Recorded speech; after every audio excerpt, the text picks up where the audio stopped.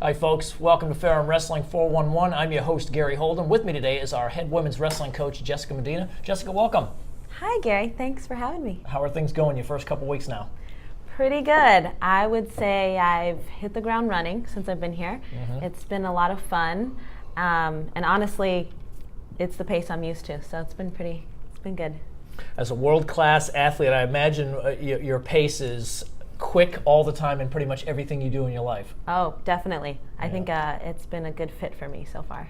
How have the ladies been responding to you? How are things going with practices? Honestly, I think we've had to make some adjustments along the way. Obviously, I'm still getting to know all the athletes on and off the mat, and they're also getting to know me, and we're just kind of, I have my certain standards and expectations, and then we just make adjustments where we're at in the season, where everyone's at, in the semester and with training and stuff like that. So it's been good. It's been a work in progress. I imagine that as the athletes are moving forward, having been trained before by different coaches, and now they've got someone that's seen the elite levels across the world. You've been everywhere. Has that been something that they seem to be pretty excited about? I think so. I think for me, I'm also learning as well. We're a young team. I'm a young coach, and the fun part with that is I like to hear feedback from my athletes, and I like to give them my one-on-one experiences, at each level. So I think for them, it's exciting to have someone to connect with, and I think it's real for them because I was a female athlete. I competed in college. I did all those things, and now I'm bringing it to them. So it's not like there's someone, they can't connect with saying, you can do this. It's like I've come before them and been able to do that. So I just really try to share that with them and encourage them, and I think they've taken that really well. And I think having been through what they're going through now, been a 4-year college wrestler where you have to go to classes, get the papers done, get your research done, go to practices, compete. On top of that, wrestling is a sport where you have to watch your weight. So I imagine that your experiences and everything, you're able to give back to them because you've been there and not too long ago. Yeah, exactly. I understand the ups and downs, and the season really is sometimes can be difficult, especially, you're trying to focus on school. And for me, I'm number one focused on their academics and then athletics. And at the end of the day, I want my girls healthy and having fun and competing and really figuring out what we need to do to get the competitive edge. So. And in the end, they all know they came here, sure they want to wrestle, but the bottom line, they're getting a 4-year degree. They're doing something that's going to better their lives, and I'm sure you've been around campus, meeting with different groups of people on the services that are available for you to be able to help them. Oh, definitely. I think for me, I'm connecting the dots as I look back, and so I think about what my college experience was like and what I think would have added to it. And so I've just kind of been brainstorming with, a lot of the resources on campus as far as tutoring or, mentoring or, things like resume workshops, stuff like that I think would just really help these athletes excel, especially after they're done competing, or if they want to compete after college. I think there's a lot more tools they can have in their toolbox. Good. Well, how many wrestlers do you have in the room right now working out with you? What's your roster size? About 15, and then competing this semester, about 10 to 11. Okay. Yeah. Now, the sport of women's wrestling is governed by the WCWA, Women's Collegiate Wrestling Association. They have different guidelines for eligibility. So even if someone was to get into school, most of the other student athletes, if you get into school, if you're accepted to Ferrum, you're eligible to wrestle right away. Yeah. The WCWA kind of hand shackles you a little bit because they have their own guidelines, certain GPAs, certain, I'm not sure what else, if it was SAT scores or something. Yeah, ACT, SAT. Yeah, they just have a high standard, and again, there's always barriers, in whatever avenues, and with women's wrestling, that's just one of them, and I think it's a helpful one. It just helps the athletes, I think take academics serious and really think about what they're doing outside of practice affects what's going to happen directly in competition and practice. Sure. So.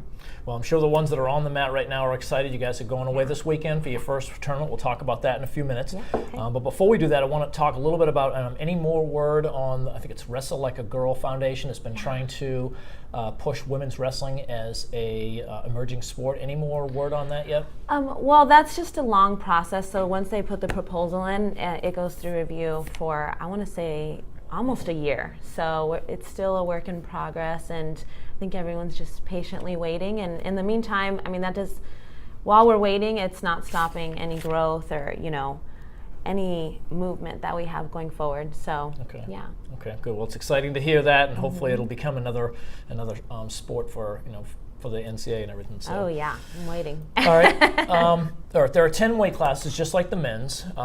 You've got 101, 109, 116, 23, 30, 36, 43, 55, 70, and 91.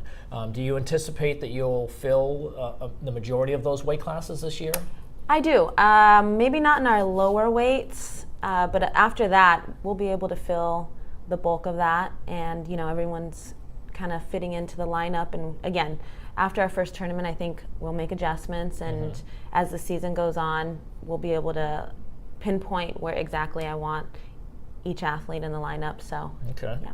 Do you feel like you're stronger anywhere? Middle weights, upper weights? I want to say our middle weights. We've got a few girls in there who just love to scrap, and they're really consistent, and they're tough girls, and it's a good group and pushing each other. We've got some good upper weights, and again, I'm just figuring out where we need to develop those girls. So I think there's definitely talent and potential, and I think, again, just with where the program's been, it's just attention to detail and maybe things that were overlooked. So Sure. Honestly, I think, I'll have more of a clear answer in the next month after we start competing. So. Okay. Well, and as the season goes along and everything, people start to, gyms start to show up. People that might have been rough at the beginning, and all of a sudden they take to the coaching, they're listening, they're understanding, they're getting it. And we'll be excited to see maybe come December or January where you guys are and everything. Yeah. It is a very relatively young program. Folks have to remember, this is only our third year as a varsity program. First year was 2 years ago, and we ended the season with maybe 2 wrestlers on the roster. Started with like 8 or 9 because we hired the coach late, didn't have a chance to get his foot going with recruiting. And then last year, Ryan Riggs was the coach. He was our men's assistant. He stepped in for a year, filled that role and everything, and now he's back over with the men's program. Did a great job, and he had as many as, I want to say, 15 or 16 competing. So it's great to see the numbers are starting to get back up there where we thought they were. Yeah, and you know what they say, Gary, third time's a charm. There you go. So there you go. Well, third time with the coach is a charm, right? Exactly. Well, let's run down real quickly through your weight classes and everything. Maybe give us an idea of where who's going to be fitting in what weight classes down in the lower, middle, and upper weight classes. Yeah. So my smaller weight classes will be, I've got Aiden Coughlin, and she's an athlete, so it's great to have her part of the team. I've got Autumn, another returner, and Autumn Potke. Autumn Potke, yep. And so again, just looking, she'll probably be one of the leaders, more seasoned girls on the team. I think she won a couple matches at the WCW. Yeah, she did. tournament Yeah, last year, and actually, Nationals. the Emmanuel tournament we're going to, she was runner-up in that tournament last year. Nice. So looking definitely to see some wins from her, and definitely some improvement with her. And then I've got some new girls in the lineup, which I'm excited about. I think they're excited. They're kind of just jumping in the mix, with the transition in the coaching, and I think for me, it's excited to have new people in the room, kind of to mold, and then have some of the returners and just kind of mesh the environment. So I think they're going to fall right into place. And then, I've got people like Leah Dykeman, Tanisha, just people that have been around the program who, are a little more acclimated. I think those people we're going to really depend on to kind of bond the team, lay a foundation, and obviously I'm here to help and set that as well. But we've got a some new ones in there I'm excited about. Good. Yeah. I know that even your most experienced ones are only in their second year here. Probably your most experienced wrestler would be Amanda Nelson, and she's in the lower weights, 130, 136 maybe. Yes. And she wrestled at a community college up in, or a JUCO up in Massachusetts, I believe it was, Springfield Tech, for a couple of years, then came down here and wrestled. So she's your only senior. Everyone else is pretty much sophomores and freshmen. Yeah, I've got a young team. And Amanda's great as well. And she's been very helpful. I think that's the nice part with the girls. You know, they've been helping me in certain areas, and it's just a good relationship to have them in there. And Good. We're excited about seeing what's going to happen this year with them as the year goes along. All right, so talk a little bit about this weekend. You're going down to Georgia. Women's wrestling has not expanded enough yet that you can just drive 2 or 3 hours and get a wrestling match. You've got to travel. So your first one is a 6.5 hour ride? Yeah, that's no big deal. When I went to school, we had to drive from Kentucky to Canada on the weekends. Wow. Come back, shower, go to class. So it is an improvement, and that might, that's 10 years ago, but it's still a ways. So yeah, we'll be traveling down to Georgia, and luckily it's fall break, so we're able to just focus on prepping for the tournament, traveling, getting back. Good. Yeah. Do you know how many teams are going to be down there this weekend? About 7 or 8 teams. Nice. Yeah, off the top of my head. Any big marquee programs that be involved with it? Any teams that are really strong? McKendree, Cumberland, I believe King. So King, the defending national champs. Yeah. Wow, So it'll be good. Wow. Yeah. This will be some It's eye-opening going to be matches. a great first tournament. Yep. I'm excited. Well, let's talk a little bit about the remaining schedule after that. For this semester, you've got another, October 21st and 22nd. This is going back to your stomping grounds, to the Patriot Duels. Yes. Tough tournament? Yes, and it's a 2-day tournament, so that's going to be a little bit different. Most of the tournaments in the women's circuit are 1-day tournaments, so it'll just be a lot of duels, 2 days. In a 2-day tournament in men's, you have to make weight twice. Do the women have to make weight twice as well? Yes, usually. Okay, well.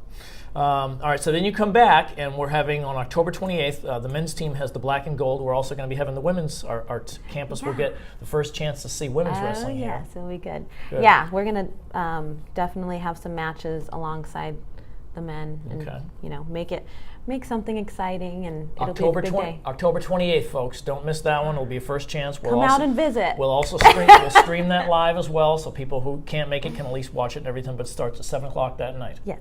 Okay, great. That is also, if I'm not mistaken, Ferrum's Folklife Festival, so there will be tons of people on campus that It's going to be a fun day. Good. All right, then you go down to the King Duels in Bristol, Tennessee, the Bruton Parker Duels in Georgia, and that'll end out, those are both in November 10th and November 29th. That'll end out first semester action. Of course, when we come back in December, there's such a short window after Thanksgiving that it's kind of hard to get in a lot of competition there. So yeah, we'll right when we get back from break, actually we'll come back a little bit earlier, start training, get ready for our first tournament, and before you know it, the national tournament will be here. So it's again, with women's wrestling, the season's a little bit different from a lot of the other sports on campus, stuff like that. So just name of the game. All right. So, Coach, when will we have our next 4-1-1? Are you going to come in and do a show after this week to give us wrap up of last week's? Definitely. Yeah, we can do an update. And honestly, as I am getting to know the team and each individual girl, I think it'd be just great to hear some of their stories and absolutely what's going on in women's wrestling, whether it's in Virginia or from their home state. We have a couple girls from Alaska, Texas, all over the place. So it'd be really cool to recap on our season and what we're doing, and also to hear just what wrestling's doing for some of these young student athletes. It's a great idea. Last week we did a show on the men's side, and they had Nate brought 2 of the wrestlers in there, so fans got a chance to meet who they were, where they came from, their wrestling backgrounds, and everything. I'd love to bring a woman or 2 on the show as well. Yeah, women love to talk, so I want to hear what they've got to say.